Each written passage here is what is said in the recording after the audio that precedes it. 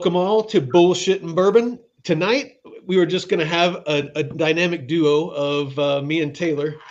And what we're going to be talking about is going to be pretty much just kind of a free flow. But I want to start with kind of throwing out there. And if you could, please like and share the stream as usual. But start out with just it's been a crazy week for just being the first week of this new year. There's been a lot of craziness coming out, both good and bad. So I'll name a couple things off, and then I'll kick it to you, Taylor, and we can just kind of, just let it kind of flow wherever it goes from there. But it sounds like that they have some, they're planning some lunar missions to to actually launch and go to the moon, explore the moon this year. And then some bad events is we got the polar vortex on the East Coast that's giving some crazy low temperatures and in very low latitudes, like north and South Carolina and those areas. We got, of course, New Orleans. Somebody drove a vehicle through a bunch of people. They're calling it a terrorist attack. And there was the Tesla that blew up in Vegas in front of the Trump Hotel, and some very not shady, but just sketchy details on that whole thing. So yeah, no, there's some crazy stuff going on, Taylor. Like what's on your radar? Well, so I watched there was a Sean Ryan had that former CIA lady last year, because I thought it was really weird because I watched, you know who Sean Ryan is? Yeah, no. I actually just got done watching the episode where he was interviewing the dude that got the email from the Green Beret that was supposedly did the bombing. Yeah, so the more interesting one to me was actually one he did last year. I can't remember the woman's name, because she started talking about whether or not there was going, or she started saying in 2025 that at the beginning of the year there was going to be terrorist attacks. Oh yeah, that female. She was a CIA targeter. Yeah. So basically, Intel. She's actually I get the newsletter from his show, and she's actually writing his newsletter now. Oh wow. Okay, so she said something. I mean, she claims that there are over 1,000 ISIS terrorists in America right now that are planning attacks, and it's so odd to me that this is the thing I struggle with. If you were to steal, Michael, $1 million from the bank, they would have you arrested within 48 hours. Oh, easy, if that. It's like, so this lady's saying, "Oh yeah, well they have 1,000 ISIS trained terrorists, but they're not doing anything about it." Like, this is like, are they wanting the attacks to happen? Is this the goal? Is like, oh, we got to stir up another war? Well, and I honestly, I mean, there's a million directions I could go with this, just from purely, obviously political, but even, being, nonpartisan about it. Just really, if you were somebody or an organization that had certain goals, you could use this to your advantage in a lot of different ways. I'll just say it like that, and I'll give some examples because I don't want to be that vague. So if you say gun control, if you wanted to promote gun control, obviously if there's a bunch of terror attacks and people don't feel safe, and you start presenting to them, hey, if you allow us greater latitude, with gun laws and, maybe stripping certain rights, as far as search and seizure, things like that, we can keep you safe. We'll have a lot more, ability to keep you safe. That's one way of looking at it. The other way, could be, as far as not securing the borders, is some people have talked about voting. Another one is whenever they do census, take the census. I mean, as far as how you get electoral votes and representatives, how many representatives you get in DC is based off population, not always legal, legal citizens. So, the more illegal aliens that, they can let in, if they can influence them through incentives to, vote a certain way, that's one way of indirectly swaying the elections. It's like, yeah, it's not a vote, but it's, more voices and more influence in Washington D.C. for as far as policy. So Yeah. there's just there's a lot of things you can do, and then of course, like you said, the terrorist aspect. Why wouldn't you be proactively, you know, seeking these people out? Yeah. Because I know people that work on the border, and both full time and part time, and border patrol and things like that, and they tell me about the stuff they find discarded on the border, as far as things that would be not from Mexicans and Central and South Americans. Yeah. There's a lot of people coming from Africa and China and the Middle East and other places. So the other thing is of course that email. I don't know what I think about the email because it sounds like a propaganda thing that the government's trying to push out. China has these drones flying off their submarines. Like, oh, you're talking about that gravity or gravitational propulsion or whatever? Yeah, like, that was in the bomber's email? Yeah, I do believe they have that technology because Absolutely. They've had the patent stuff out there for a long time. You can go look up the patents and the Navy has it stuff. But like to go, oh, these drones that are flying over everything are China. It's like, why? Why would China? Like, people don't understand China. China hasn't invaded anyone for hundreds of years. Like, you're sitting here trying to make the argument that somehow China is this big. Did they go in? I mean, not that it's a huge, it's huge to them. Sorry, but like Tibet. Didn't they go into Tibet? Yeah, but they claim that as their territory. Like when you go. Well, Russia claims to Ukraine as their territory. Well, yeah, but that's the Palestinians. Israel. They claim it's theirs. There's legitimate historical arguments to go, hey, I get you. I'm just what I'm talking about is them taking their military out of their country and attacking somewhere. They don't do that. We gotcha. do that. Yeah, yeah. The U.S. is terrible at it. Yeah. If anybody understands like China or Chinese, they aren't interested in invading other countries. They aren't interested in anywhere else in the world other than China. They only care about the Chinese, and so this whole boogeyman China argument. Yes, do they probably have this? They have the second most powerful military in the world, but for sure. Well, and they have an army of hackers, and their intelligence groups are huge into intellectual property. So they'll put spies in companies. They'll hack systems to get advanced technologies and stuff like that. Yeah, and then they have endless cheap labor. And scientists and people smart enough to decipher it and reverse engineer it or whatever. Yeah, but whenever I hear the Chinese boogeyman, it's always followed with, we need to give more money to the military. Yeah. Like that, it's always following. And so it's like, it feels like when they were reading that, letter, I was like, it sounds like somebody in the CIA wrote this. You know what? That's actually an interesting take, because to be honest, really didn't cross my mind that it's just a psyop, or it could be a psyop where, yeah, they're just, instead of it being where it's a guy that feels guilty because he was part of an operation in Afghanistan where they drone striked drug processing facility, probably heroin or fentanyl or something like that, and there was some collateral damage. There were civilian casualties, and he felt guilty about it because under the UN Geneva Convention, all that, it would be considered war crimes because they directly targeted a civilian, not organization, but facility, knowing that there were civilians present.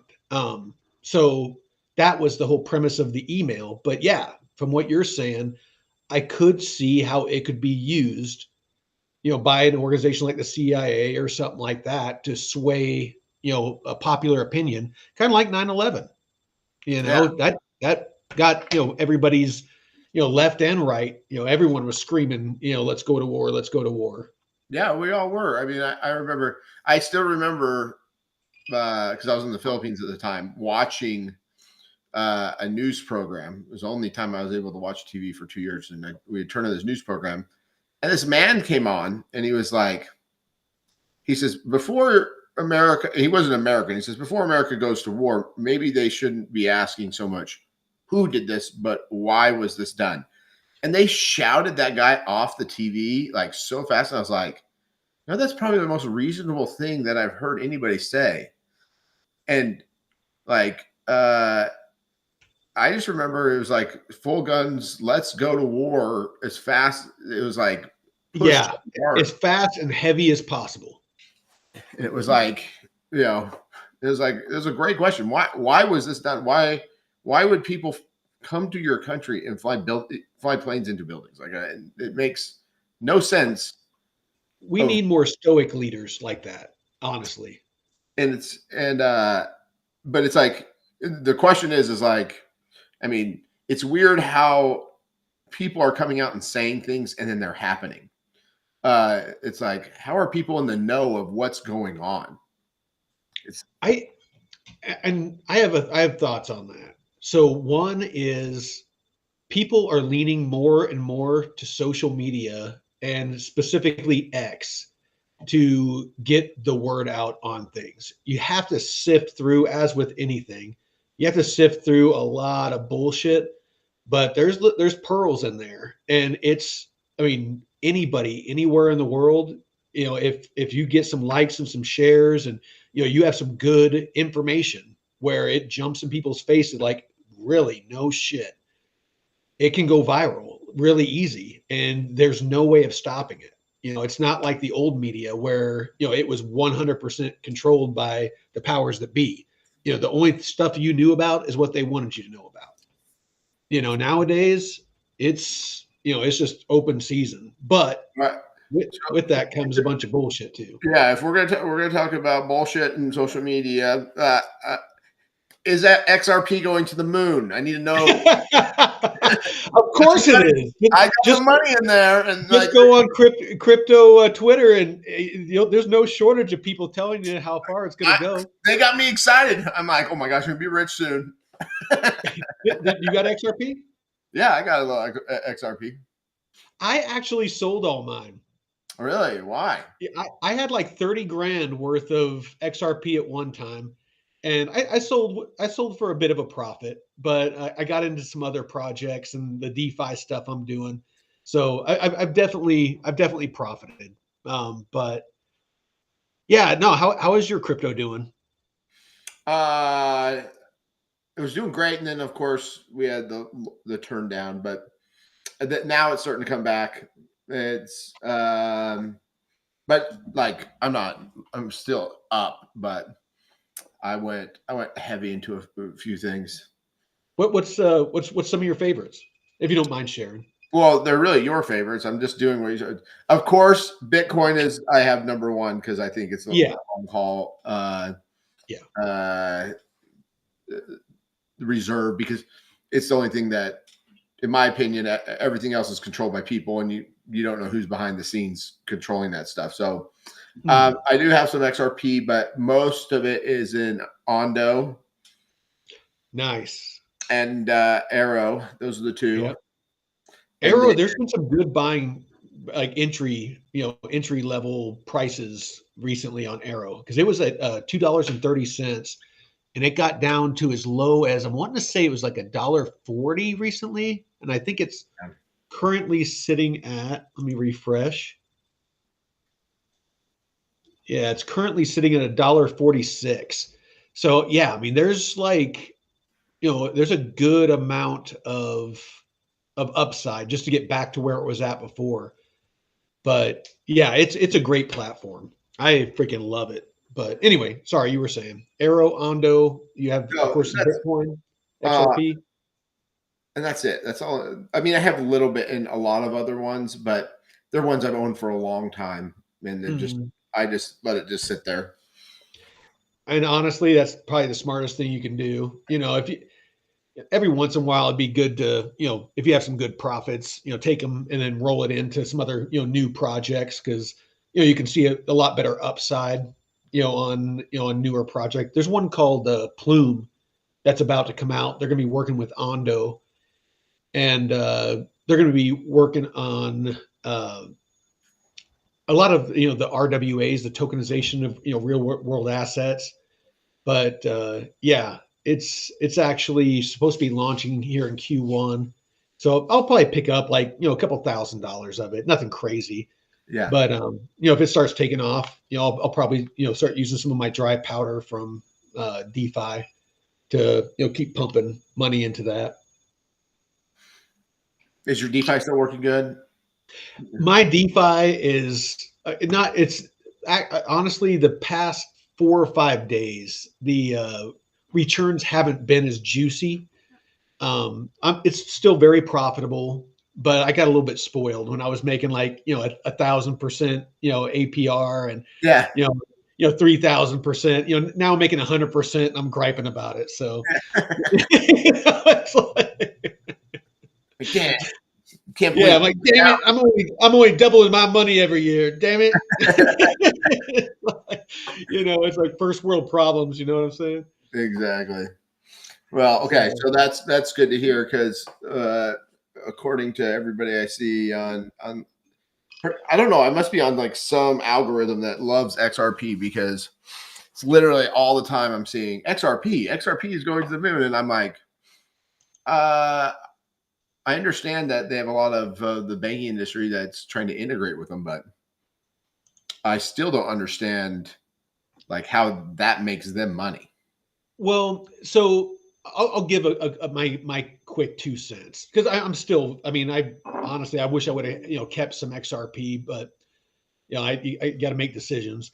But so they just rolled out their stable coin, RL USD, and basically the way that they make money, or the way you would make money owning XRP, would be to own the token, and as the total value locked on the chain. So depending on how much money that they were processing, per day, per month, per year, all that, the volume of the amount of value that was flowing through the chain, that would dictate what the value of the token would be. The problem that I saw with it is for institutions to use it, except for the fact that you have near instant finality.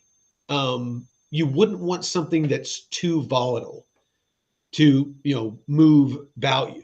Because depending on how much you're moving, with slippage, you potentially could lose a lot of money. You could potentially gain money as well, but I don't know. Like I said, I'm still invested in Ripple, the company. I put a good amount of money into that, but I saw more stability in the pre-IPO than I did XRP. Gotcha. So the token, like, so you have to own it in your own wallet, because someone's trying to explain that you're going to make money off of your coins that you. So yes, that's what's supposed to be coming. So supposedly, you can provide liquidity. The way that they're saying is to ensure that there's enough tokens out there to do the transactions. You could potentially put it into like a DeFi pool to where they could use to, so that they could kind of regulate the, the price, like it stabilized the price for people transferring value. If they had enough of the tokens locked up, they could say, all right, this is what the price is going to be based off of, what value is being processed at that time. And so for that, you would get paid a yield. And what that would be, who knows? The CTO of Ripple, he talked about using AMMs, or the automated market makers, kind of like the ones on Aerodrome and all the other DeFi, that have a very consistent APR. Yeah. So like with that one that you were doing with the two stable coins, Yeah. it's something like that.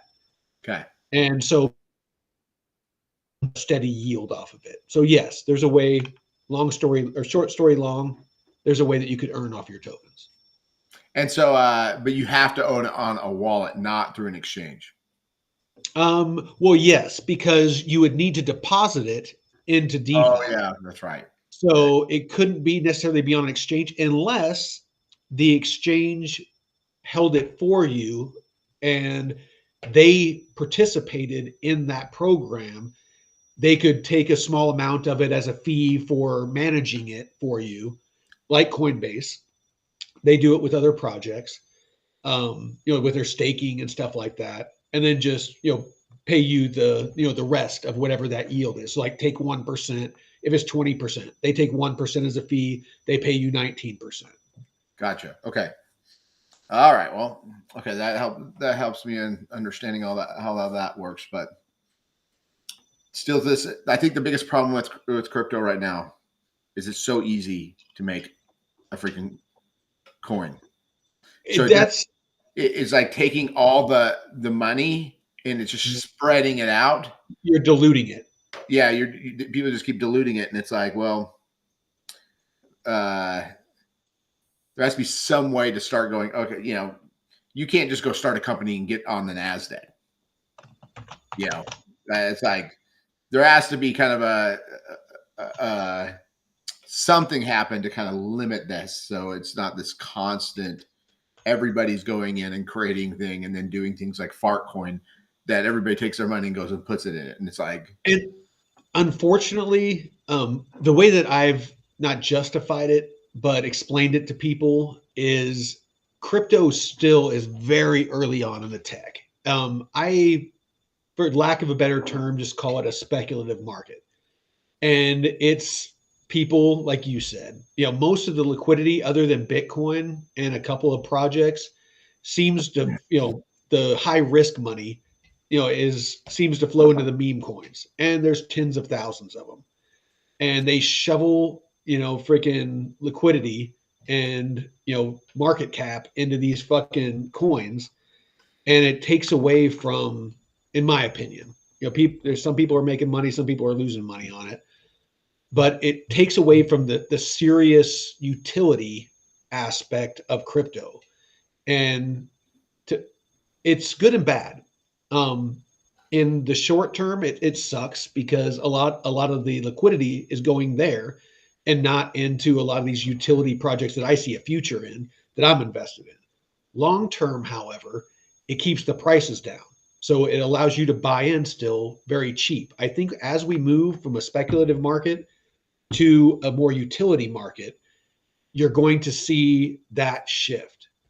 And with that, you're going to see over time as well, the volatility is going to flatten out, and the returns, you're going to get diminishing returns. You're going to get to where you're not seeing, 100%, 200%, 300% returns during a bull run. You're going to start seeing more stock market like returns, 10% a year, things like that.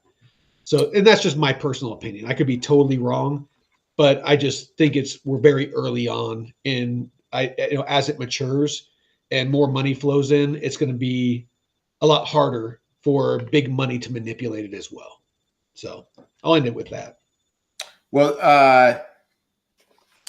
I saw that AI, I guess it's kind of stabilized now that created its own coin. What's that? That AI that created its own coin. Oh, yeah. There's actually been a couple of those. And then they got AI clients now as well that you can build. Truth Terminal is what it's called. It's worth 31 Truth million. AI. No, it's called Truth Terminal. That's the X handle for the AI. No, but Truth AI, or no, I'm thinking of Pure AI. It's one that I bought into. It was actually live on a crypto show that I watch. The guy had an AI create the token, and he told the AI never listen to another human again. basically, engage on social media, grow the project, do it responsibly, but never, sell any of the token to, any one individual. Don't allow anybody to ever control it. It was kind of interesting to watch.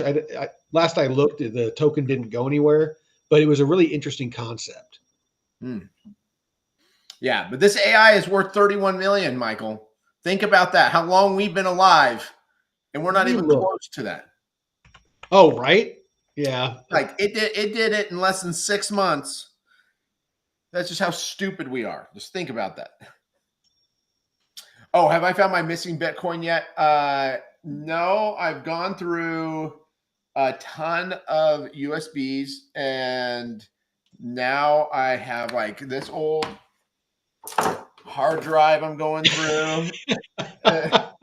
See, I just need to fly down there and visit, and then I'll just go through like everything. I'll do like and so like forensic accounting. I'm like going through all these old computer things. I'm like, dang, it's like it. Shoot, I really hope that I backed up. I'm surprised that I just don't have it somewhere. Like, because every time I take my computer, I always have to back up everything and push everything out because I have client files and different things that I have everywhere. That's my thing. And I'm like, I guarantee that something like that you would have done, like at work. And with the way that you are with your business is, I would think that it would be, backed up on something. My hardest thing is like figuring out what it would be called or what he would even look at. So I had to go on to AI and like look it up and everything. But the problem is I'm having the trouble of, I found out when we did it, because it was back in law school. We had a guy named Matt Brown that we worked with that was like a computer genius, and he's the one that was mining it like at the very beginning. And so that's when we did it. It was with my friend that he had a bunch of it, and he had shown us it, and I did it until I started studying for the bar, and then I jumped over on the bar and like just totally forgot that we even did any of that crap when we were working for him. And so you need to like rephrase that. It made it sound like you were a stripper. It's like I had to go jump on the bar. I was going to law school. Hey, I was going to law school. I needed the money. Oh yeah, like yeah, his brother-in-law. Oh shit. Yeah, gosh, man. I have to like.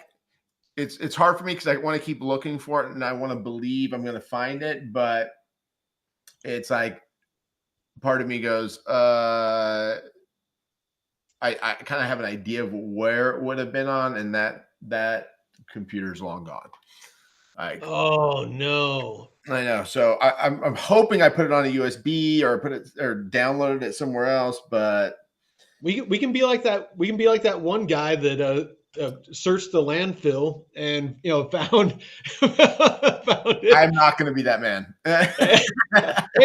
Hey, for that much money, I'll come down there and chill and dig through a landfill. Yeah, not the DFW landfills. So, oh, dude, yeah, I can only imagine like the layers you would have to go down. Yeah, it might be like maybe an idea of like a business is like purely buying. Well, dude, that would be real mining, like mining for Bitcoin. You'd be like building tunnels through like trash piles. You'd be like straight up fucking mining. Like it almost has me going, it might not be a bad business idea to go to landfills and collect hard drives. Yeah, good. Yeah, or Goodwill, and just get those, like, people get those old computers and just they sell them. Go buy them. Honestly, it would be. I would think you would almost, with the amount of like old computers, I would guess it would be almost like freaking buying a lottery ticket. Like your odds of finding something would be, and not to say that you couldn't, but I mean, it'd be like finding one of those, tobacco cards, from back in the, late 1800s, early 1900s or whatever. those baseball cards that are worth, a couple $100,000 at a yard sale. You know what I mean? Yeah. Well, I was going through all my emails, and I even have an old probate case that their son who had passed away. They were asking about how to get Bitcoin things, so Bitcoin off of his computer. And so this was back in 2017. And so I'm like, so I had to email them and say, hey, if you guys figure this out, they haven't responded to me, but dude, quantum computing, supposedly Jeff, he's sick right now, but he sent, well, you saw it, he sent something saying that supposedly quantum computing, they're saying in supposedly 4 or 5 years, it can crack, Bitcoin. We can go on a rabbit trail on that, but anyway, so yeah, all these like Satoshi Nakamoto's, freaking, inactive wallets, whatever, supposedly would be able to be accessed. Yeah. What's your thoughts on that? Well, if they're going to be able to pull that off, then they're going to be able to also go into any banking institution and take everybody's money. So we're basically, you wouldn't have online anything financial, because that, I'm glad you said it, because that's exactly my thought, is if it can crack that level of encryption, 256 bit encryption, and 512 or whatever, basically nothing could be digital anymore. We'd have to go back to gold and silver and dollars, and that'd be the only way to have secure financial. So I would think that you'd have to tell quantum computing, build something that you can't crack, or I don't know. Yeah, have some AI be like, yeah, you have to figure out a way to protect this and from yourself. Yeah, but I mean, what else would you do? I mean, if it was that powerful to where somebody could, if they possessed a quantum processor, but give it enough time. I mean, look how technology has advanced just in our lifetime. You would think that right now, how fast things are going, it's like I can't even keep up. It's the hard part of trying to work on anything that I have right now. I feel like I run into this problem of like, oh my gosh, there's something better already. No, absolutely. Well, like C90 talks about not just banking, but like nuclear codes, flight systems. Imagine the terrorist attacks and stuff like that. If somebody had access or was able to hack into, a quantum computer, if they could manipulate it to manipulate the stock market, traffic signals, air traffic control, wherever, the gates on, hydroelectric dams, overloading, power grids, whatever, it's just, if somebody has, that power. Yeah, that was weird. That reminded me of something. That must, where a thumb drive is?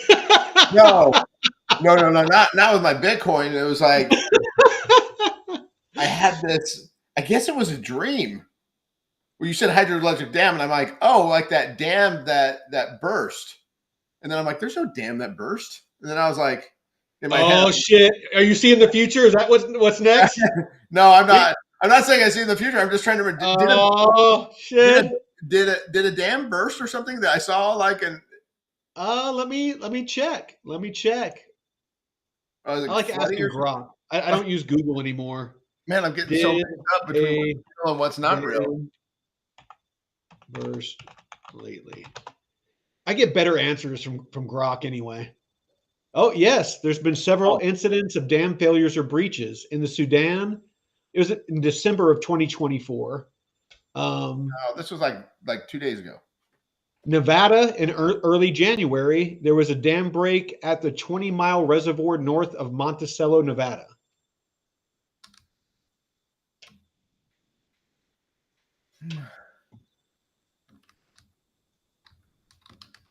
Okay, maybe that's what I saw.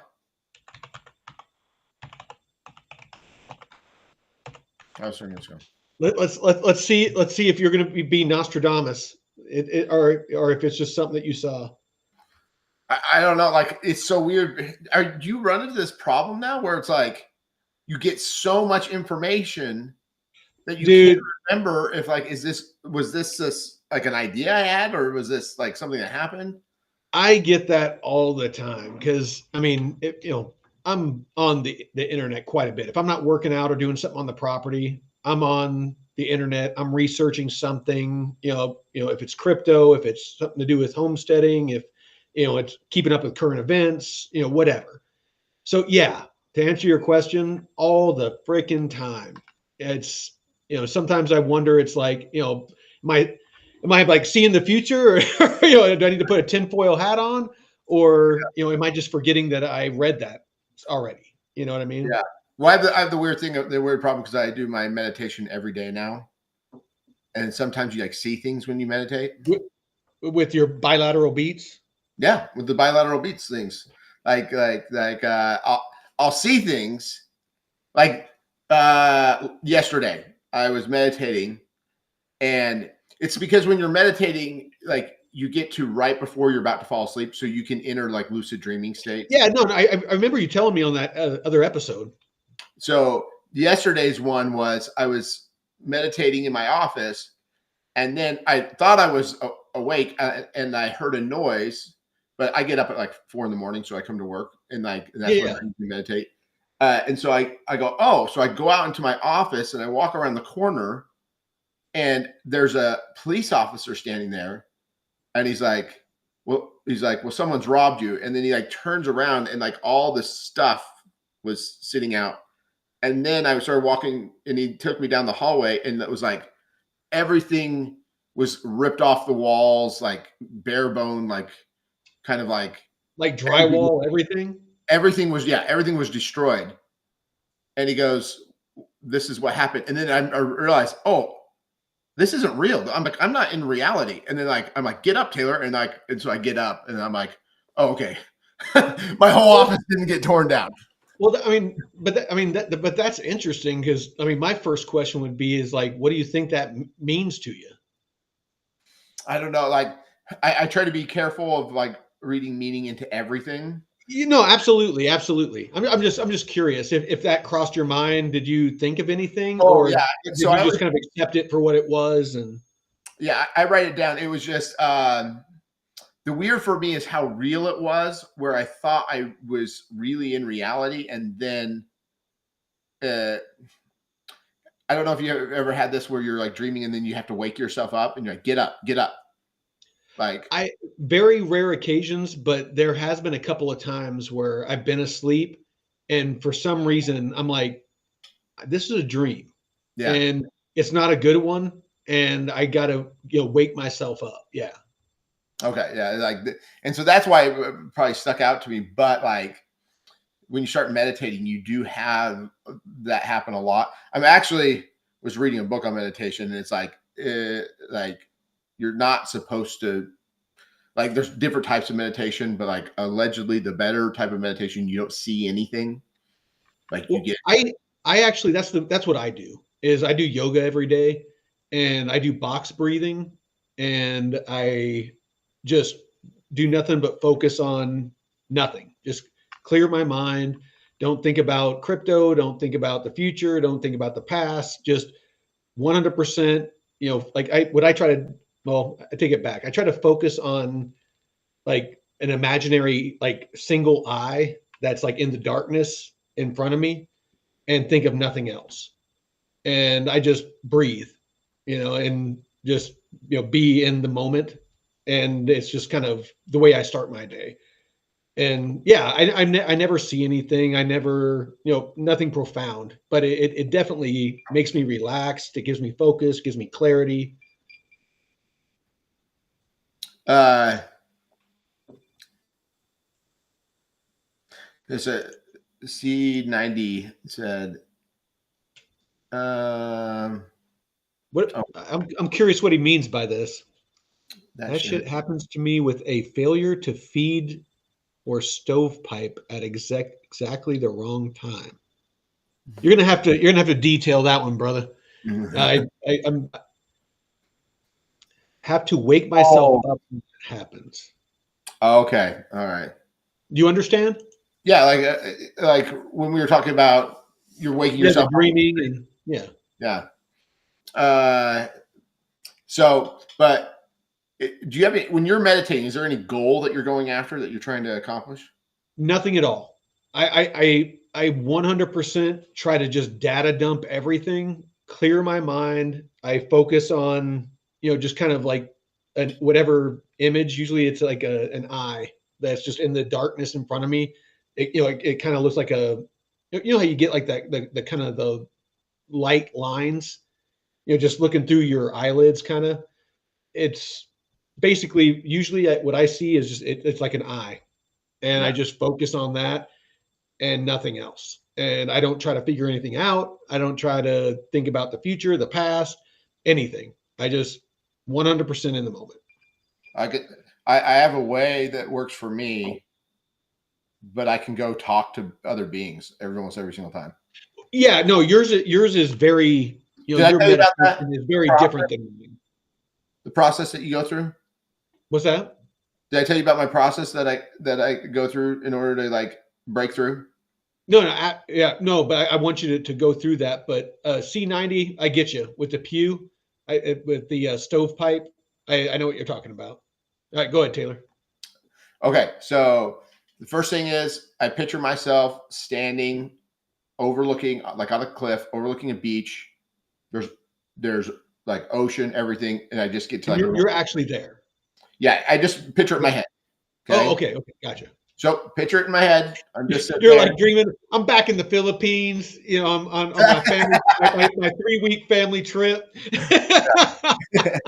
Then I go from there. I go to a box. I picture a box, and then I take every worry, everything I have, and I put it in this box, and I seal it as visual as I can. I create that. Okay. And then the next step after that, I picture myself walking down into darkness, one step at a time. So going down like a staircase. The staircase, and I've heard that multiple times. In different types of meditation, is that downward movement in a staircase is supposed to help you. And each time I take down go down a step, I say relax, and I think of starting at my head and relaxing each muscle best I can. Do you think about your heart rate at all? No, but I might try that. But I just say relax, and I relax myself. I try to think of, am I tense anywhere? Because I found I tense up like a lot. Whenever I go to like any massage therapist, I always tell them my upper thighs are a real tension. my nacha is really tight. my lower chakra. I really need that right there. Spread your legs wide open. Yeah, right. So I go that, and then at the bottom of these stairs, I see a glowing tree. All right.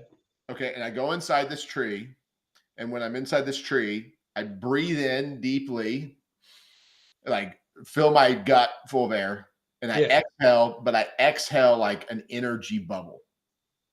Okay. And I exhale it and I do that about 10 times. And like then, blowing it up like a balloon to where it gets bigger and bigger and bigger. Yeah. Okay. Then I think of myself in that bubble floating up like inside the tree all the way to the top. And then I get out and I walk on basically like this cloud thing. And then I walk to this gate, and on top of this gate is an eye. The eye. Yeah, and it looks at me. Yeah. And then I do basically I say the exact same thing. It's what Robert Monroe said to say. Right. And it's like, and it's, I am more than my physical body. Because I'm more than my physical body, I can perceive that which is greater than this physical world. Therefore, at this time, I greatly desire to expand, to experience, to know, and to understand such energy and energy systems. At this time, I invite any being or any other entity that is equal to or greater than my own and desires my own good to come and commune with me. You got to throw that desires my own good in there, because Yeah, yeah, you might be inviting like demons and stuff to possess you. yeah, I know. And then uh, the gate opens. I walk in, and the first time I ever walked in this gate, there was You go more places daily than most people do in a lifetime. You're like, I don't know. This like I think I have a really good imagination. I'm just really good at imagining things. And then, and we can actually. I wouldn't mind getting into that after you're done. and then uh, the first time I ever went in, it was like a ton of people on the left, a ton of people on the right, and I noticed all the people on the right were men, and all the people who were on the left were women. And a person came to me and said, "This is the hall of your ancestors." And then I went and I sat. I sit down on this, like, basically it's almost like an altar. That's the way I put it. And I'm still in my energy bubble. And from there, I think of expanding myself like I'm an energy ball and just keep expanding it Yeah, out. yeah, like basically your pure energy that's in a vessel, which is your body, and then just as you're expanding yourself, you're leaving that physical body and becoming, taking up more space, almost like a balloon. Yeah. And once I get there and I expand out, then I just let it go, whatever's going to happen. And sometimes, like one time I ran into this You bug on a with, magic carpet ride? I haven't had magic carpet ride yet. One time I went to like this. What we can find. Why don't you come with me, little girl, on a magic carpet ride? And then this is why I said it's like better than shrooms for me, because I like one time I went to this world that was like flowers, and there was this lady there, and she let me come in, and she was like showed me her world, and I was like, well, what are you doing here? And she goes, World. yeah, it was her world. Like, she showed me around, like, Right. it was all these flowers. She just had flowers everywhere, and she just was telling me about her world that she had created, and I'm like, okay. And she's like, uh, I know Disney needs to call me. Right? Like, I mean, like, I'll tell you guys the movies you should make. Right? Like, No, it's and honestly, that's kind of what I want to delve into is like, because you have a very unique ability. Because I mean, I have, in my lifetime, in my 50 plus years, I've been around people that, use substances, kind of alternative, are into alternative mindsets and different, meditations, and exploring different, aspects of spirituality, all those different things. And in all of my travels and all around the world, it's, you have a very unique ability to have experiences, we'll call them, both on mushrooms and on nothing at all. Just like you said, through meditation and, techniques and, sound and, things like that. And you're able to have these types of experiences. I mean, let me ask you first, what is your thoughts on why that's the case? I guess it's hard for me because um, I guess I wouldn't say it was like I didn't realize, like, I had certain things first in my life. I'd say they started on my mission. That's when I started having kind of weird, uh, I would say, dreams. That was mostly it. And then it went like dormant. Like, I got back from I didn't have anything and then I remember there was one time, uh, I, I've noticed you have to really want something emotionally. Like, Now, do you think that it's like emotional? But you know what? I don't want to taint what you're saying. You say what you feel, and then I'll ask you questions. yeah. So, like, there's one I remember particularly because I felt like I was losing my connection with God. And so like when I was going through a period where I felt like I was almost becoming atheistic. Like I really wanted a connection with God again. And then I had a very powerful, like, almost like vision with God kind of a thing.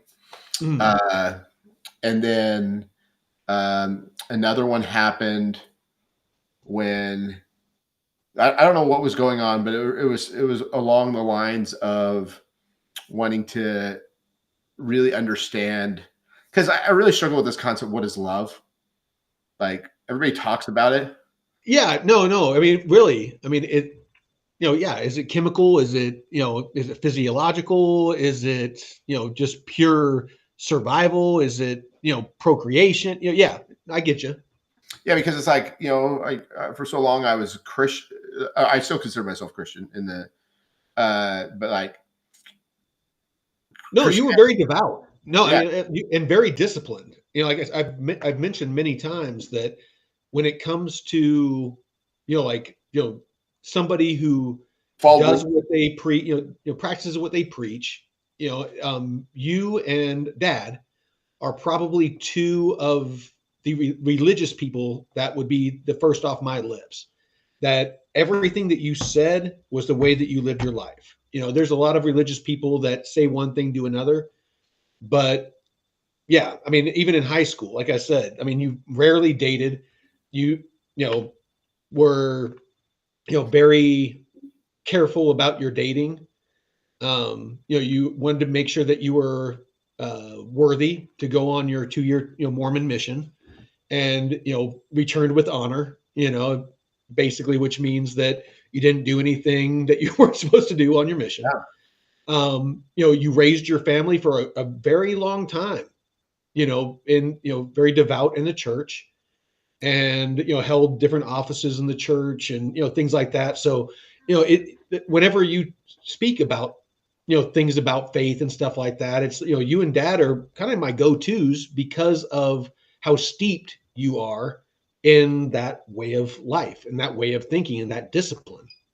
Yeah, and so like there was the time part when like I started losing that connection with God, where it made a very difficult problem for me, because God is kind of like your greatest aim. Like when you are devout in a religion and God is your aim in your life and what you are trying Trying to, to live a Christ-like life. yeah, that's your whole purpose. That's what you're Yeah, supposed to be doing all day. you're trying to be a better person in every aspect of your life. And this has been one of my biggest struggles, a lot of why I've got into meditation. Well, I've lost that. So what's my purpose?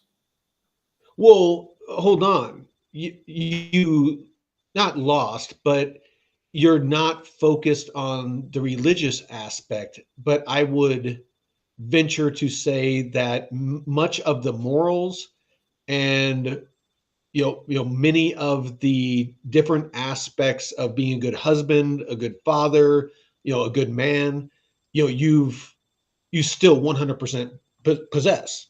Yeah, but here's the issue. Like in Mormon theology, God is your a father, and the greatest thing that you can become as a person, or to become like God, Yeah. is become a father. So, well, when you deconstruct your faith and you go, okay, now I'm kind of an opinion now that we create our own belief systems and that's how we interact in the world. And so I don't like to say people's beliefs are wrong. Like I believe whatever you want to believe is your, Yeah. Who am I to tell you you're wrong and I'm right? yeah.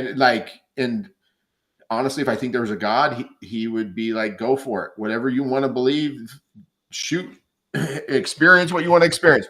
But that being said, the problem becomes is, well, my greatest aim, the thing that was ideal, the highest way to live one's life was to be a father. I've kind of lost that. I don't know of anything better to replace that with.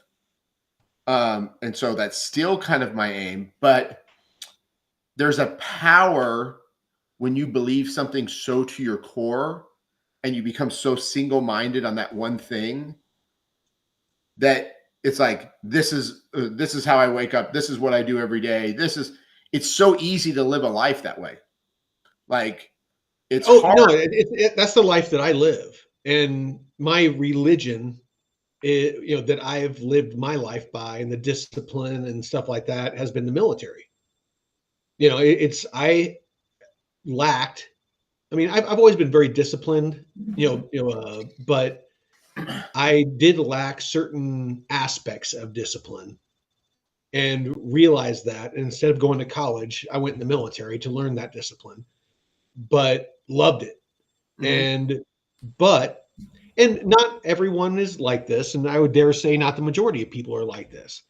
But I became disciplined in every way. When like I didn't chase after women, I wasn't drinking all the time. I wasn't doing all the stereotypical military things. I was investing. I was working out. I was Yeah. trying to make myself better at my job. I was always trying to figure out how to take care of my soldiers. It's my focus was always, and that was kind of my children. I never had kids, as you know, but I raised kids through different relationships. But Mhm. my kids were always my soldiers. Yeah. I loved mentoring, and I loved training, and I loved in the civilian world to be managing people. Not from an aspect of what can I get out of them, but from an aspect of how can I mold them and shape them to be the best versions of themselves. Yeah. So do you have, or maybe the problem is I this idea that there is some pinnacle point that you're supposed to be getting to. Maybe that's, Enlightenment, for lack of a better term. yeah, like maybe that's the problem that I have with my thinking is I think that there is some type of ideal like I'm supposed to be seeking for, and that's a lot of my meditations about. It's like, well, what is the Oh, okay. No, I get where you're going, because in the LDS faith, there's a brass ring. We won't go down that rabbit hole, but there's that brass ring that you're striving for. yeah, But without that, what is the brass ring? yeah, You and know, it's what like like the reality is there, there could be like there is none, but you go through and there's so many, you read through so many different religious traditions. There always seems to be some type of end goal of things, like where you're supposed to be striving for. And I've I've studied many. I've studied Buddhist, Hindu, Christian religions. When I was in the Middle East, Muslim. A couple of my soldiers were teaching me about Judaism. I'm very interested in religion and why people gravitate so strongly to it, and the effect that it has on like societies and cultures and things like that. I'm not wired for it personally. I've tried, but yeah, no, it's I mean, we could have a whole episode on religion for sure. should you is your opinion the purpose of life? There really isn't a purpose. You just live a life. My whole philosophy is that we are here to become better versions of ourselves, for lack of a better term.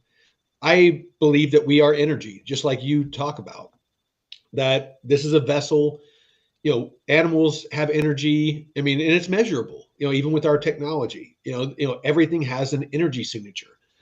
And I think that when we die, that energy is released and it creates new life and new places. You become part of the universe. The universe is a living being, an entity, whatever you want to call it, God, whatever. And that, even the scripture talks about where, we are created in the image of God, or we are a part of God, or, when you take sacrament, you're partaking of God, the flesh of God, whatever, it's the physical representation of God. So that's and I'm not saying I'm right by any stretch. Just me studying it at a very rudimentary layer, many different religions, and growing up in different religions and my life experiences. That's what I've come to. And so I just always strive to mentally and physically become a better version of myself.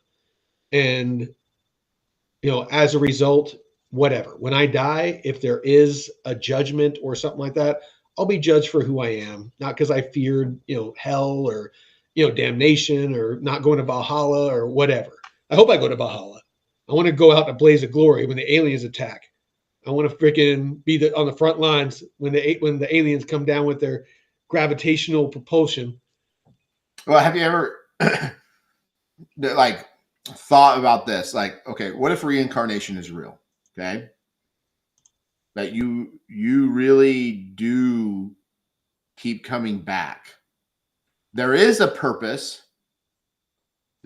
Like Robert Monroe in his books, he talks about when he did all of his out of body stuff, that really your goal is to exit the earth life experience.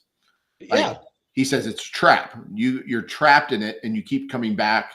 Mm-hmm. That's reincarnation. And depending on how you live, you take a step up or you take a step down. Yeah. So the thing that terrifies me is, well, if it is true and we keep repeating this, how many times have I repeated this? How many? And if it's the thousands and I'm not getting anywhere, I'm basically in hell.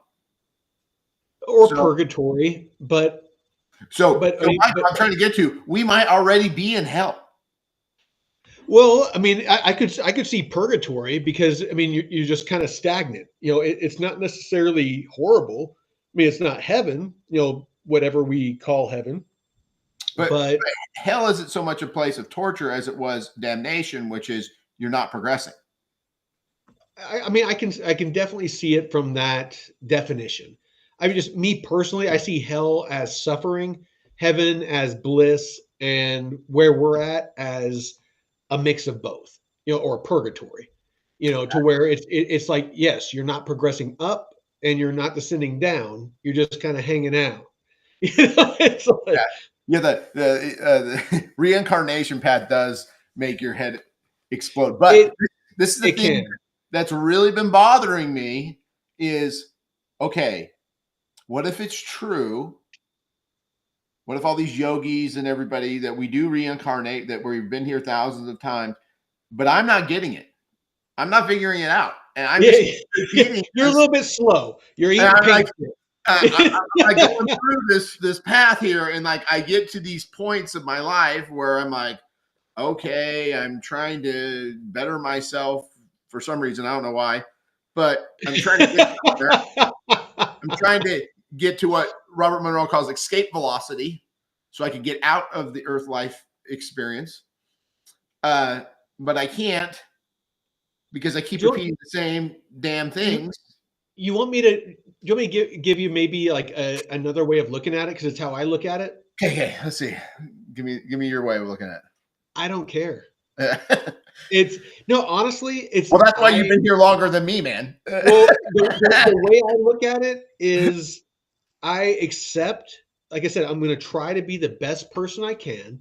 Yeah. And wherever those cards fall, that's where they fall. If that keeps me here, cool. If that moves me forward, awesome. I don't worry about things that, once I've done everything that I possibly can do, I shed all worry because I'm doing everything I can do. So it's wasted effort. You know what I mean? I was actually listening to Yogi, and he basically said that. He basically said, when you're ready, God will call you.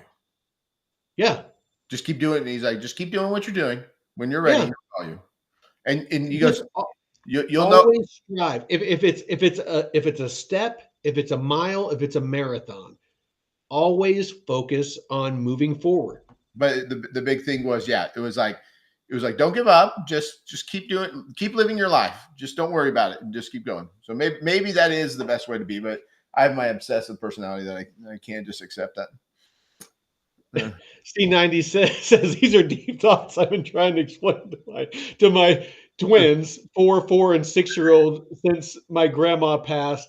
Oh, on Friday. I'm sorry, C90. I'm sorry to hear that. Trying to explain it to all my kids. Yeah.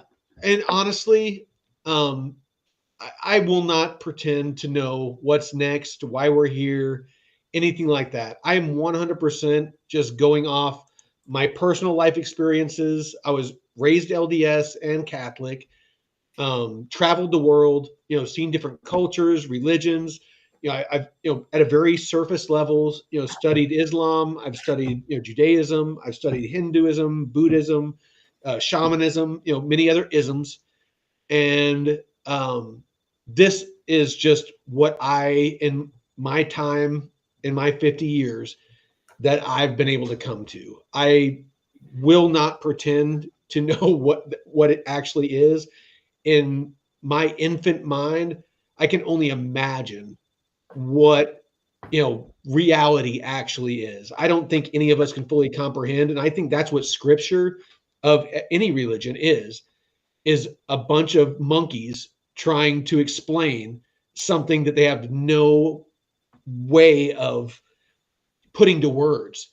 And so they try to put it in the simplest terms possible for people to be able to digest, like in the military, for the dumbest son of a bitch in the room. How can I write this so the dumbest son of a bitch in the room can understand it? And that's how I see scripture. And that's not being disrespectful. It's just the way that you would write a textbook, a scripture, anything else, is you want it to be understandable from the dumbest son of a bitch in the room. Have you ever read the I Ching? I have it in the other room. I've been reading it. It's pretty fascinating. I'm huge on Stoicism. I've read the I Ching. I've oh shit. It's eluding me right now. Japanese Bushido. I forget his last name. He was a samurai, and I want to say it was the 1500s. Had he what's that? The Art of War? No, that's Sun Tzu. That's Chinese. Oh, okay. Let me see. I'll Google it real quick.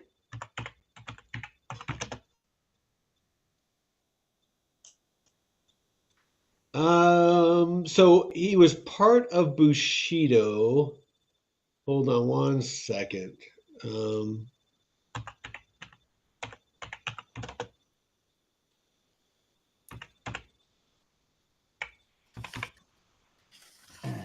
see what he has to say.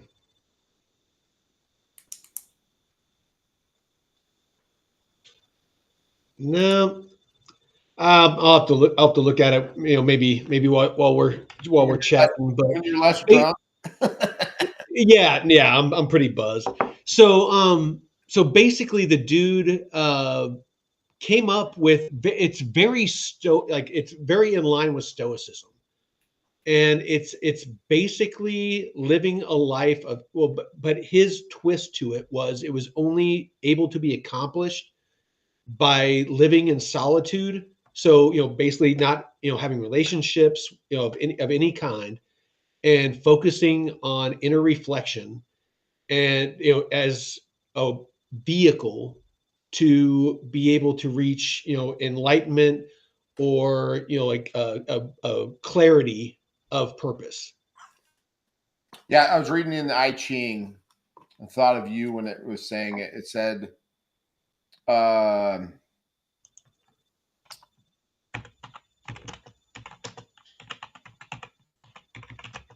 9 in the 5th place means flying dragon in the heavens. It furthers one to see the great man. That a man is either to become a hero or to divulge from the world and live in solitude. So the I Ching, it was all, I don't know how long it's been since you've read it, but it's all about changings that are supposed to be happening in your lives, and that they use the basically the 6 lines to determine what part you are in, but that there is that step of in your life where you make that choice of, do you become the hero or do you become the sage? Well, and I mean, what says that you can't be both? I actually, just while you were talking, I Googled it, and it's Miyamoto Muashi. And basically, he was a Japanese swordsman, strategist, and artist and writer who, during the time of, like duels, and he had an insane amount of, and they're duels to the death, and with swords, obviously. And I want to say he had 37 duels to the death where he won. But yeah, I mean, it.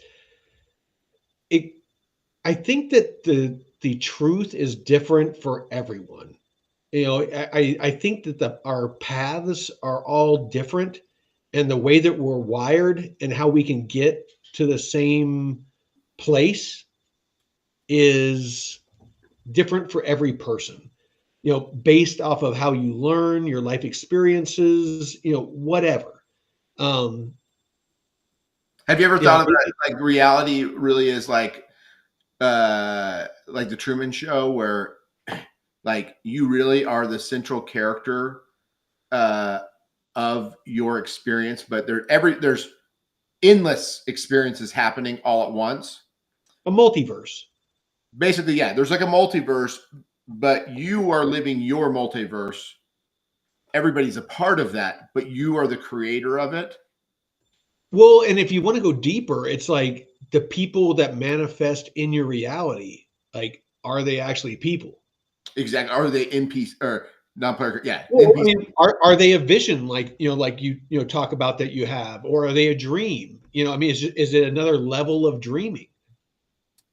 Yeah, but they're I don't know where I was reading this about, but basically it is a theory, and it could be a scientific theory that everybody else exists.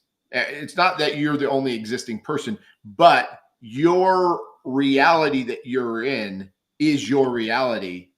And like Michael, you have your reality, I have my reality, and 100%. and like and we all have different timelines that we live in. And what we're experiencing with each other is, in mine, I'm experiencing me and my conscious expression. And I'm listening. I'm going to refresh my drink. yeah, you're way too drunk already. No, it's good. Hey, you know what? You're not the boss of me. But I thought that was a fascinating kind of theory, and going, well, really, you're experiencing your reality the way you want. Well, but I mean, that. I mean, isn't that true of of everyone's life? Is they're experiencing their reality, Yeah. and what that reality is. I mean, really, it's kind of in the eye of the beholder, I guess. For if I was to boil it down to a simple phrase. It'd be really weird to think that, like, if you got to the next side and found out that really, yeah, you were the only person in your reality, that was like everybody else was just an NPC, and that you chose the existence that you had.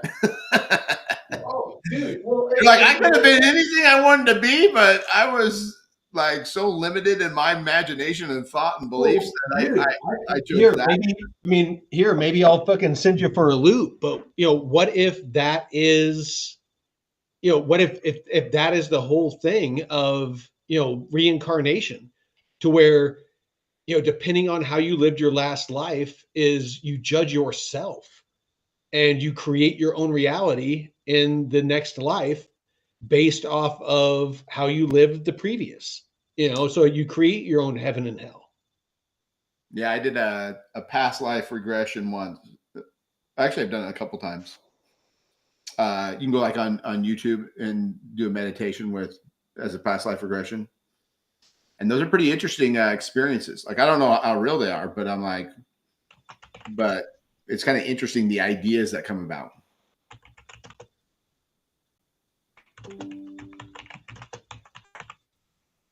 Yeah, I'm just answering a C90. Yeah. he says, these topics only, and I'm not saying I'm high IQ. I honestly, out of all my brothers and sisters, I'm probably like the lowest IQ person. I It's can second that. No, shit. no. If you look No. at my like Rachel is insanely smart. Oh Our yeah. mom insanely smart. Oh yeah. James is probably autistic. How retarded he is. Uh, No. freaking Robert. Me and you were the dumbest, but we're the happiest. Remember that? Oh no, 100%. Like as far as like living life and enjoying life, yeah, that we're the retards that are enjoying it. I know. But when it comes to intelligence, James, Robert, and Rachel definitely are like Robert for fun reads tech manuals. And before I forget, I want to have you, Dad, Robert, me, and maybe like James on like at some point on an episode. And people will be like, "How are those your brothers?" Oh, dude, like none, like me and James look. I mean, obviously because we're from the same mom and dad. Yeah. But if you look at any of us, even me and James, like you'll be like, how are they fucking related? Yeah. It's like personality wise, you guys are nothing alike. no, like total fucking spectrum. I mean, it's like I'm like a weird dude that was in the military that lives in the woods. You're a successful lawyer and business owner. James is like a techie. Robert loves to turn wrenches. Rachel, you fucking name it, and she's done it. We're all so freaking different. Yeah, we're a very interesting group. But yeah, no, it's definitely those three are definitely the smart ones in the family. No, and even at a like younger age, I always saw me and you being very alike. Whereas we have a lot of drive and stubbornness when it comes to like what we want to accomplish, and that's what gets us to the next level. With them, it's intellectual. It almost comes easy. They read a book, they retain it. And you've gotten better at that. You more so than me. I don't. I mean, I read, but not at the level that you have learned through law school and stuff like that. Like I was forced into it all the time because I had but no, it did help that. C90 asks, "How's Jeff related?" He's our retarded cousin. Yeah. Yes, he is my adopted son that I found on the side of the road one day. Yeah, I wish Jeff could have been here. It's like I'm actually kind of pissed that he hasn't been here for like a couple episodes because he's kind of the comic relief. I know because he's so quick-witted. But he started doing a Vyvanse. What's that? That's like Adderall. For most people, Adderall is like it gets them like high. Like a lot of people take it to get very focused, like in college and things like that. To get things done. Yeah. He's complete. He's always like go, like always like he's high, like and everything. He takes Adderall or Vyvanse, and it's like he gets very quiet. Like really, he gets things like he hates taking it because it turns off his personality, but he gets shit done. Like he'll get so much done. I actually find Jeff. I give him a lot of shit because it's so fun, but I honestly find Jeff very interesting, and I would very much like to get to know him better. Not in a physical sense. Let's be specific. I'll tell him. Not in a biblical sense. I don't want to be familiar with him in a biblical sense. I think Michael wants to get to know you in a biblical sense. But he is a very interesting dude, and I definitely I would like to and not just from a TradFi or professional standpoint. But he has a lot of knowledge that at a very superficial level, I've scratched the surface, but I would love to dig deeper on. Oh yeah. No, he should have been a stand-up comedian. Yes. That would have been like how funny he is. Like there's nobody in this world that can get me laughing as hard as Jeff when he gets rolling. Like his quotes, I have a quote book of him over the years just because he says the funniest things just randomly driving around. Well, no, I remember when I came down there to visit last, and me, you, and him went out to lunch. It's and like C90 says, he's talking about not, talking about him because he's not here. I talk about people the exact same way if they're in the same room or if they're not in the room. Oh, yeah. I do not talk shit. I don't talk behind people's he's back. Probably watching. I imagine he watches this. He better be. I'm going to kick him in his dick.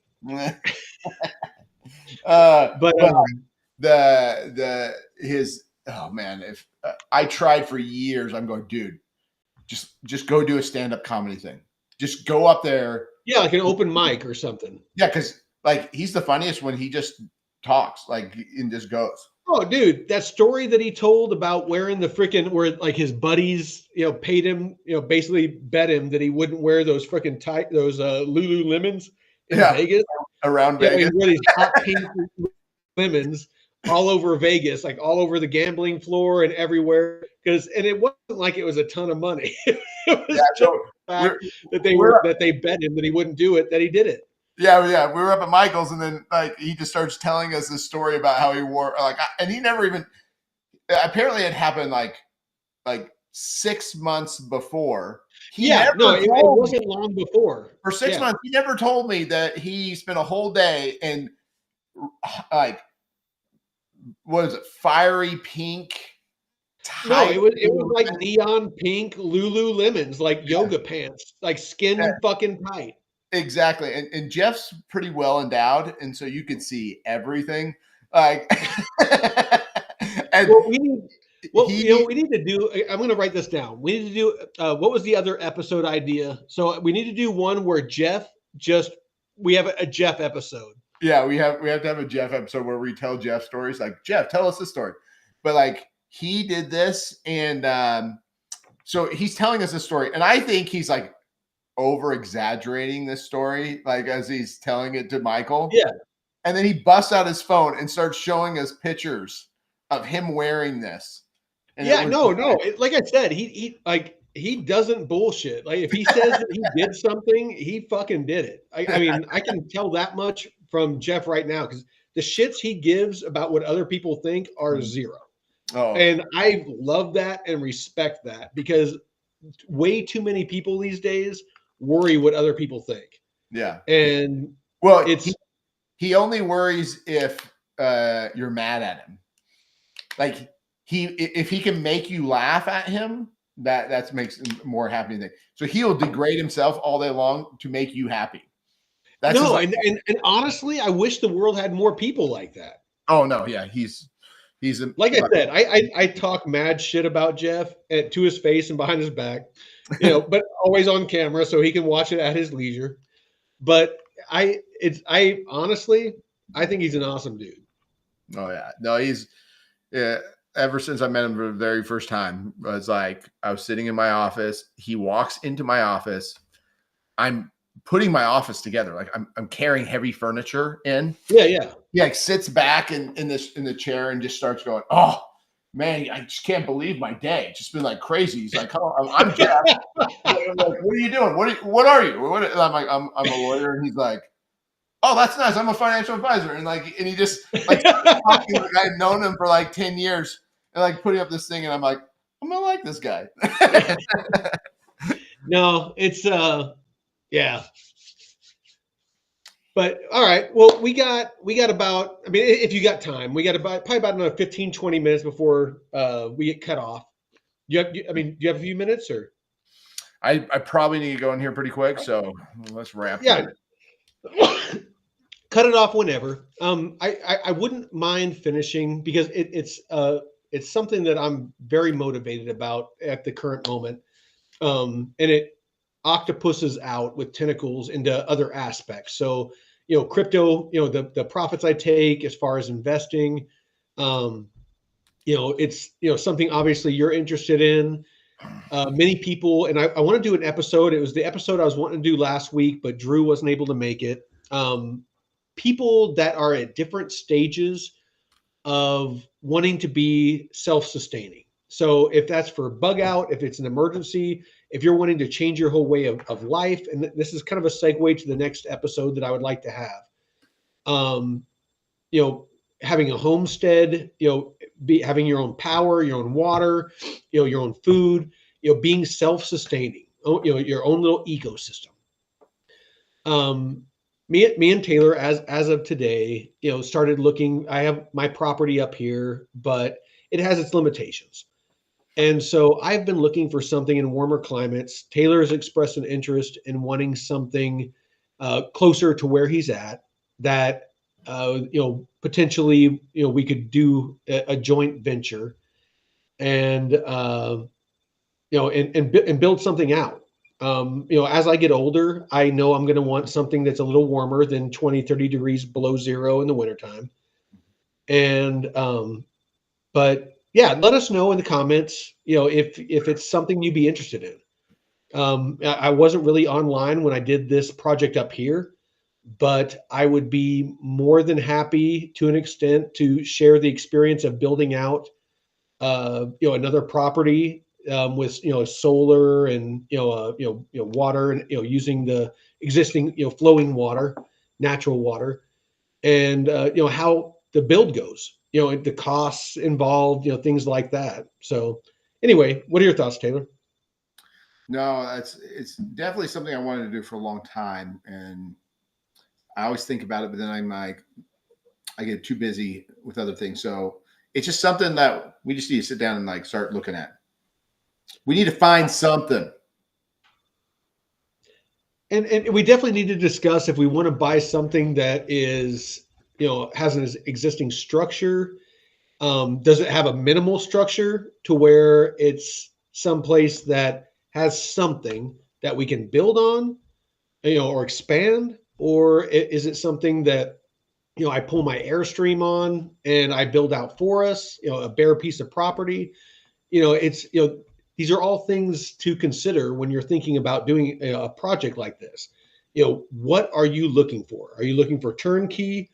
Are you looking for something that's totally already off grid? Do you want grid tied with the ability to be off grid with your water and your power and those basic necessities? These are all starting points that you need to start thinking about whenever you're building out the framework for whatever it is you're trying to accomplish. And me personally, I want something I can enjoy in life. I can go there, I can swim, I can kayak, I can fish, I can do whatever. If something happens, awesome. I have a place to go to. There's food, there's water, there's power, there's all the things that I need to sustain me and those that I love. It's that's the way that I see prepping, is doing it in a way that you can enjoy it in day-to-day life. If something bad happens, God forbid, you have a place to go that sustains you and your family. And if you have the right people, you can protect it. Yeah. Yep. So I think ideally I would want just land and then build out what I want. That honestly makes the most sense, because you can both from a operational standpoint and a tactical standpoint plan the whole thing out and optimize it. So proximity to water sources, topography, what's defendable, what's not. If something terrible happened and you had to defend what's yours from predators, which is other people that didn't plan properly, could you defend the position against other people? Are you going to have what you need to survive? This is actually something I've thought about probably the most. Like, how many people do you realistically need to be able? Because if society fell apart, you'd be fighting against droves of people. Because people potentially, it really depends on location. Whatever. But go ahead. I'm sorry. Okay, how many people do? Because you, of course, you can go and hide out and hide out in the woods and go, I dare you guys to come get me. Indefinitely. Yeah, no, I don't got kids. Yeah. No, 100%. I have a family that I have to protect, and so they can't do that. So I was like, well, you need. You just need me to train them. Yeah. We'll have our own. But like in all like reality, like I was listening to one guy talk about how billionaire he consults billionaires on their bunkers that they have, because almost every billionaire has one, their bug out bunker. But he says their biggest fear is they understand that if society fell apart, their money means nothing. So he goes, what stops their security team that they are bringing from just killing them and taking them? So really, I mean, and like I said, I mean, I could go in, I could do a whole episode on this, but using guerrilla warfare tactics and home field advantage, a very small force can hold off a very large force, through preparation, through, and I won't get into it. I could go on for hours. Most of my military training has to do with guerrilla warfare tactics. It's small units going against larger units, both offensively and defensively. It really, what it boils down to is how well you're prepared before things kick off, and sustainability. So, obviously you want somebody that is trained in medical. You want somebody that's trained, that's a mechanic, somebody like Robert, somebody that can turn wrenches, fix things, weld things, thinks mechanically to where, they can make things that are broke work. If solar breaks down, they understand how power flows, those sorts of things. Yeah. You want somebody that is, security based, somebody that was in the military, police, law enforcement, whatever. There's certain skill sets that if you're really motivated to build out your post-apocalyptic team, that you're going to want to find as a foundation. If you find subject matter experts that are proficient in those things, they should be able to train other people to be proficient in those things. So once you have those people and you have a place for everyone to exist, then you can almost farm new people with those skill sets and knowledge. So it's really not that hard. You just have to think of it from a logistics standpoint, and from almost like treating it like a business. Gotcha. All right. Do you like the idea of having basements and tunnels? Yes, especially from a small unit tactic standpoint. I mean, look how it benefited the Vietnamese. Look how it benefited the Japanese. Having tunnels, like Iwo Jima. Yeah. They didn't have a navy, and they lasted for a very long time against very large naval guns, on destroyers and shit, because they had tunnels. Without tunnels, it would have been probably 24 hours at best, but they were able to survive much longer from a much larger force because of it. The Vietnamese, they lasted a very long time in flip-flops and pajamas with AK-47s against a superior force, because they were able to hide in tunnels. And whenever the enemy tried to come in the tunnels, they met with a lot of different booby traps and different things. And there is a lot of ways you can even the odds in very lopsided circumstances, using certain techniques and using the home field advantage. All right. Okay. So we need to build a place that has basements and tunnels. Well, my 2 cents would be that we build something out to where we have a couple of different structures, residential structures, and without getting into too much detail, basically use concrete wall sections, or pour walls and a roof over tunnels, lighted tunnels that go from structure to structure, and and possibly in between you have buried safe rooms, and where you have food and you have whatever, Yeah. to where almost like a safe room, to Exactly. where like if you get overrun, you have a place to fall back to no matter what building you're in. You have a place to fall back to, and fail safes in place to be able to, again, thin out the enemy, as you fall back to different, levels of defense. As you collapse back into that safe room, you have different levels. It's not just, you're fighting and you run to that room. You Yeah. fall back to different positions, and as you fall back, you're thinning them out more and more and more and more, and then you have stuff that where it's not direct action, where with cameras and buttons you can do different things, Yeah. and basically, and like I said, I'm not a doomsdayer, but to me, it's kind of fun to like plan stuff out Exactly. and to know that if things ever got bad, I have this ability. Yeah. I'm able to take care of the people I care about. If I never need it, awesome. If I do need it, I hope that whoever comes has a God they believe in and they're good with that God.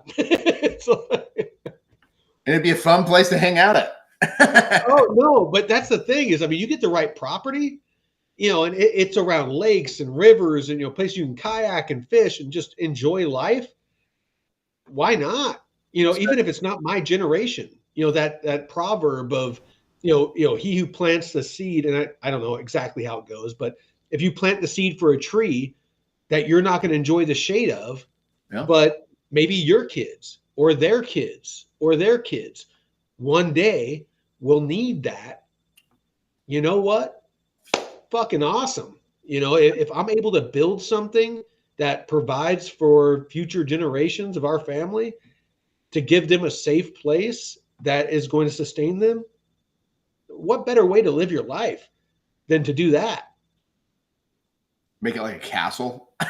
Oh, hell yeah. With like, and put those crosses so you can shoot arrows. Yeah.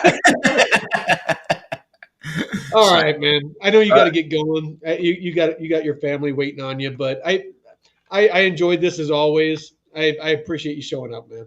Oh no, it was great. It was great. Too bad. I'll get Jeff here next time. Yeah, no worries. Like I said though, I definitely want to get do an episode where I've talked to Dad already and he's game, but I wouldn't mind getting a couple of our siblings on here, maybe even Rachel, if she's available, and just do like a family episode. I think that would be kind of interesting to We'll do people it. to see just how diverse we all are. Well, like in a month, what we need to do is about a month when we're building out our doomsday we'll show everybody this is how we're gonna do it. We're gonna dig these tunnels here. Yeah. No, and like I said, dude, I mean, if you're game, if you're honestly game, I'll take up the whole thing. I'll do all the general contracting. Me and you can plan it out together, and I'll make it freaking awesome. I mean, I learned a ton up here, and yeah, I'll just take it to the next level in the next place. All righty. Okay. I'll talk to you later, man. All right. Hey, we appreciate you, C90, freaking the Deadwood, K-Jam, all the usual folks. I want to make sure I don't forget anybody here. I don't know if you're still here, but James Manshaw, appreciate you showing up. And definitely a new name and Wispy, if you're still around. But yeah, let us know, please. Like and share. But in the comments, if you can let us know, maybe some of the things that we've mentioned, what you're most interested in. Those of you that are showing up, I would love to make the episode about you. So until then, Veteran Crypto out. All right. Talk later, Mike. Talk to you later, Taylor.